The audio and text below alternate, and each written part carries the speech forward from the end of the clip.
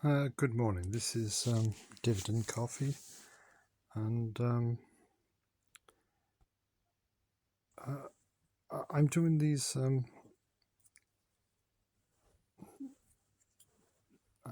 actually doing this because it's actually happening right now. So there's been a reduction in the stock market recently, and my understanding it's to do with bonds. From what I understand, and this could be completely wrong, but what I understand is that people are jumping out of stocks and shares and buying government bonds because there's at the at the moment the yield is very high. So with very high yields near 5% for things like 30-year bonds, people have decided, and of course they can sell those bonds apparently within 30 years. People have decided to buy government bonds. Um, so that seemingly is the reason why the stock market has crashed, or not crashed, but fallen quite significantly. And as you can see here, I'm for the very first time I'm completely in the red, and this has never happened to me before. And if we go to 1 day, 1 week, 1 month, 3 months, last year, I really don't like this. Last year at 0.34%, 0.34 down, and 0.1% down. I really don't like this.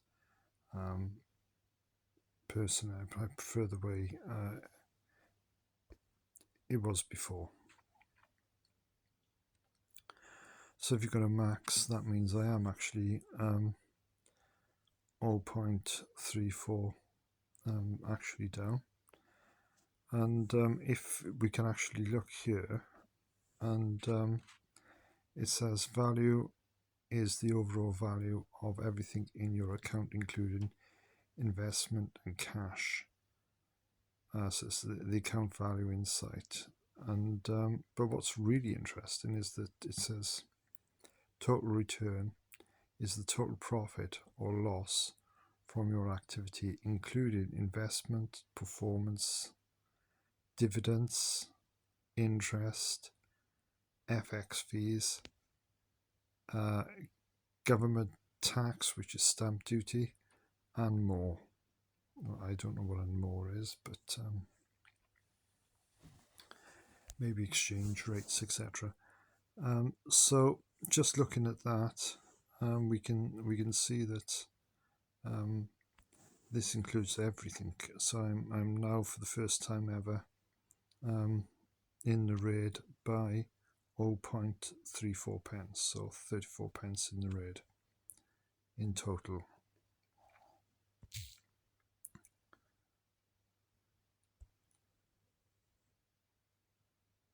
If we go to history,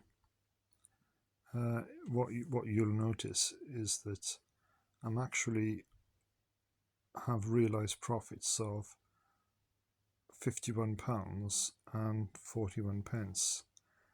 But my understanding is that if I was to sell out everything that I've got today and actually be 0.34 pence as loss basically, which means that my dividend coffees for 2024, any profits that I made towards those would have been completely wiped out as it stands today. And my coffees for 2025, which I was hoping to get to 52, seems a distant hope. So will I get those with the swing coffees? Well, we'll see at the end of 2025 and see how the market actually moves. But my approach to this actually is probably quite unusual. I expect stock markets to go up and stock markets to go down. So during this time, I have actually been buying stock. So City of London, I've bought 0.78 at 423. 4.23 in reality per share. And also I bought Primary Health Properties, but another 8 shares into these. The reason why I've done this, because they went ex-dividend last week. I'm not quite sure what that date was, but I think it was the 9th. But don't quote me on that. But they went ex-dividend, so I bought some. It must have been the 10th, because I bought it on the 9th. So they must have gone ex-dividend on the 10th. Otherwise, I bought them too late. Interesting. It must have been on the 10th then. These were bought on the 9th. So the reason for that is that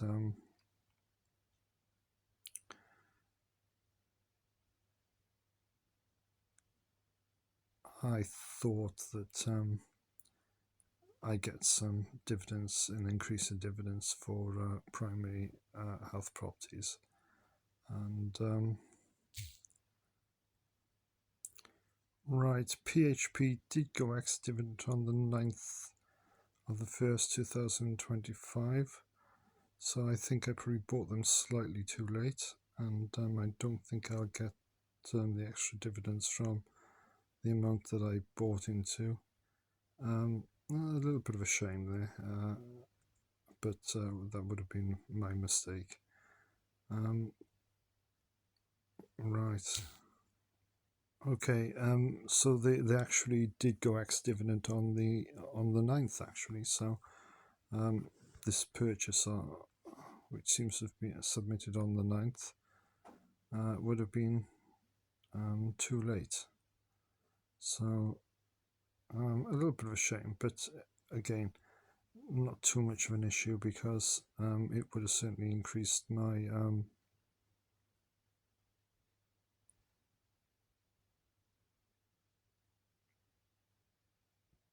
the amount of shares I hold in primary health properties. So, and it was only for £6.91 anyway. But that's a little bit of a shame. Just have a look at the other thing that I also did was I sold Rio Tinto and made a £1.73 realised profit, which took me over the £50 mark. And I also sold Atos, and that made me a realised profit of 20 pence. I also bought some more Taylor Wimpey shares.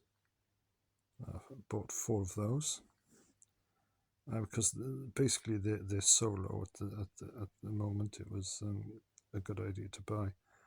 And I also bought 13 Lloyd Bank Group shares, because again they went down to 53, and I think that's, from my point of view, I thought that was a very good price to buy shares.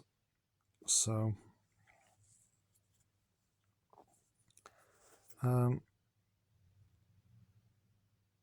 So I bought in some more Lloyds and I sold out of my Vanguard S&P 500 and made 73 pence profit. I'm wondering whether they're going to go back down a little bit in the near future. So I've got them. I put the money back in, and if they go down to a certain limit, I'll buy back into those. And so I have been actually buying and selling during this period. I think though in the future I will slow down on buying more stock and just build up a little bit of cash. And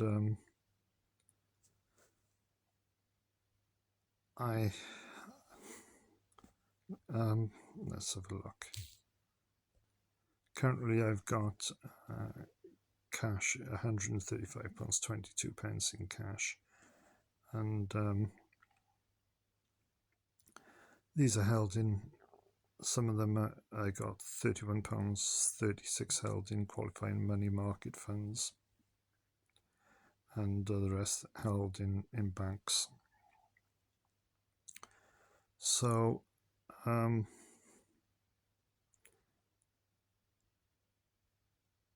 so that's and I'm getting a 4.90% interest rate, and I've just, for the first time, just got over the £2 mark. So it's £2.01. I believe I did that today. So that seems all good. And back here, and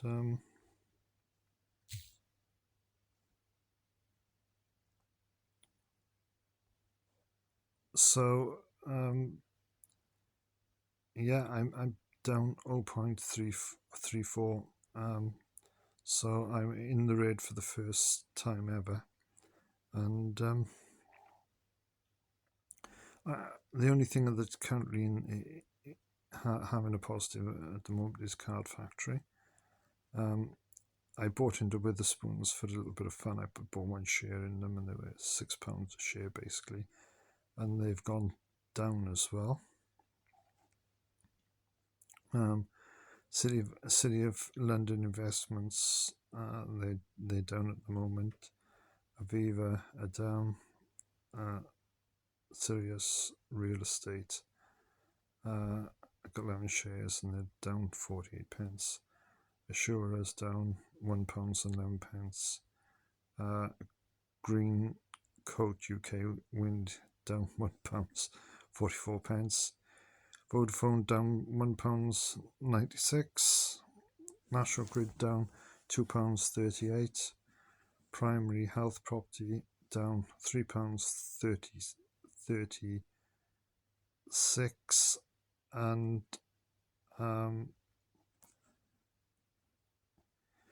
GSK down £3.80. And B&M, they've got a special special dividend. I think it's on the 16th of January, and that's going to be for 15p a share. So I'm hoping to buy in a little bit more into B&M, and I've only got £28 worth at the moment. So as you see, I'm kind of spreading them all relatively equally. So I'm thinking about buying into B&M, and we'll see. I think their price may drop in further, but they're at 4.96 at the moment. Halford's £6, or was it £5? £5.23. And Taylor Wimpey, I do have glasses, so sometimes when it's very small print, I have to look twice at it, and so that's £5.23. And for Halfords and Taylor Wimpey, they're down £6.09. And yeah, Lloyd's Banking Group, one of the reasons why I bought some more they're down £14 and 82 pence. So that's where we are, and this week, and you'll probably see this video will come out in about 2 weeks' time. But I think this will be video number 8, I believe. I think I'll call it something to do with being in the red, and which is the case. So if I was to sell absolutely everything today, and or should I say on Monday, if I sold absolutely everything on Monday, and I would be 0.34 pence down from the money that I actually invested in the first place. So I've lost 0.34 pence.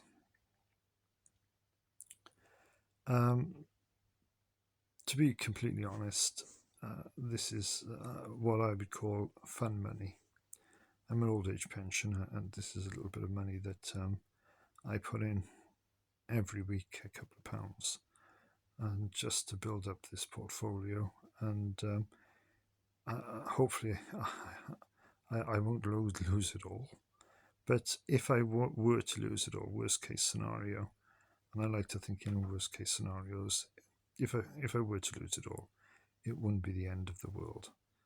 And so, but it would be really nice also on the other side of the coin if this did end up paying for my 52 coffees in 2025, and by the end of 2025, if I can make enough so that I could buy 52 coffees out of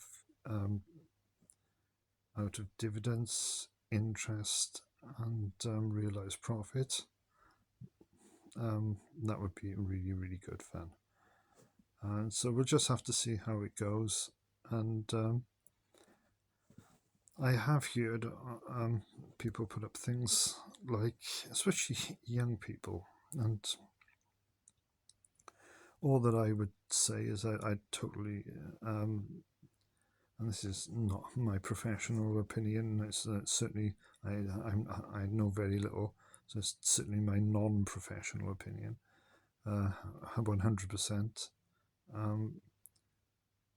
But if I was a youngster starting out, I've heard of stories where people have put in like £8,000 into one stock when they've started doing stocks and shares. And I think that's a very dangerous thing to do. Personally, I think that you should have an approach where your knowledge and the amount of money you put in are built up equally. So you go through, put in a couple of pounds every week, and maybe after about 2 or 3 years, if you're still doing it and you really start to understand how it all works. I really don't understand fully how it all works at the moment, but when you kind of do understand how it all works, then I suppose then maybe put in a little bit more money as time goes by, if you feel comfortable with that. But when you first start out, I certainly wouldn't be putting in stories. I've heard people putting £8,000 into just one stock, and that's most of their savings. So no, that to me that's a really, really, really bad idea, and I wouldn't like to put in.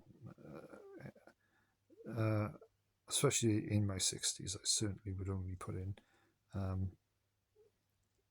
a couple of pounds a week just for the fun of doing it. And I certainly wouldn't have it as my main way of saving. And I think the other thing as well is that people on YouTube that seem to make a lot of money through doing YouTube videos on investment. I think also, not to be unfair to them, but just they tend to say, well, if you put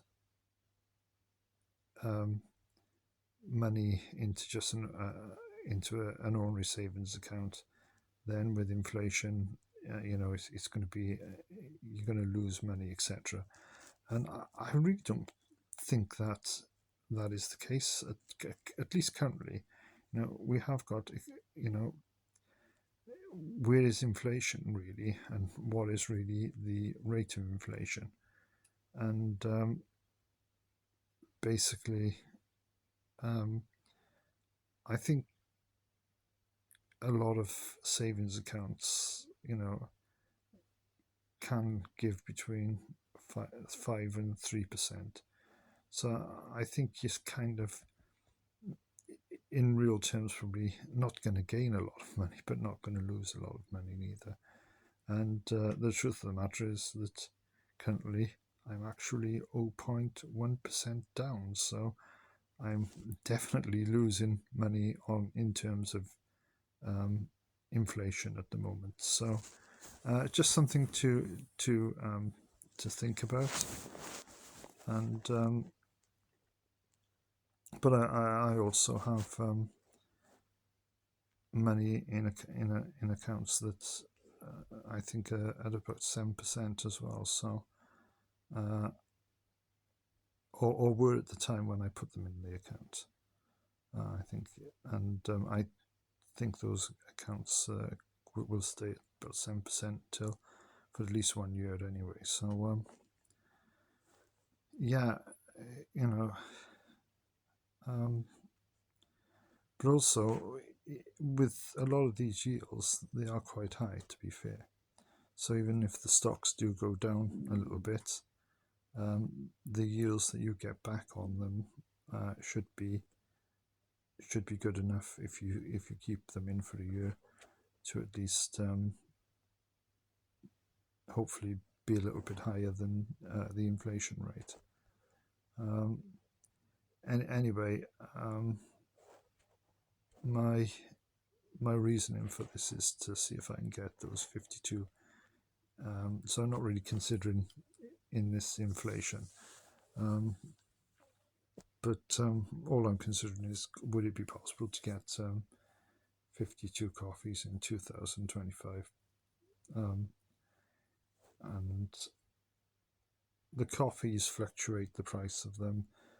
Recently, you could get a coffee, I think there's an offer on for 99 pence with spoons if you use their app. And I don't know how long that run for, it's probably over with now. And they're usually around about £1.50 to £1.60 anyway. So and they're refillable coffee, so it's actually a very good price for a coffee, to be honest. Especially when it's refillable, you can go back and have maybe 2 or 3. So and spend an hour or so or a couple of hours having a chat with a friend, and so that's the reason I'm doing it. And it's a little bit of a challenge and a little bit of fun. So I've actually got 1 subscriber at the moment, so if anybody else would like to subscribe, that would be really appreciated. And it'd be very kind of you if you could. And I believe ringing the bell helps for some reason. I'm not quite sure what yet. And yeah, please feel free to leave a comment so that people can see if you have any views on anything. If anybody has any views on, will the bond market will the yield from the bond market keep on going up? I don't know much about the bond market, but apparently if the yield goes up, the bond price goes down for some reason. So yeah, will people over the next couple of weeks be selling out of the stock market, and therefore the price is going down, and buying into bonds because they're getting such a high yield. So that'll be interesting to see what happens there. From my perspective, for my dividend coffee challenge, I'll just basically not concern myself about that.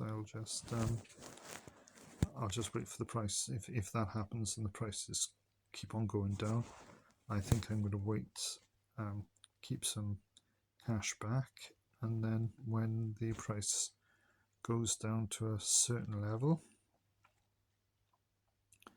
and I can see the market slowly turn upward trend, then I think it'll be low enough to buy some more stock. So I think that's probably going to be my approach over the next 6 months, and just to see how things turn out. Okay, I think I'm starting to waffle on a little bit now, so I'll call this to an end. So I think this video will be called something to do with being in the red. Anyway, thank you very much, everybody, for listening in, and hope that this kind of podcast to myself, really, hope you find it you found it interesting. Well, thank you very much, and bye for now.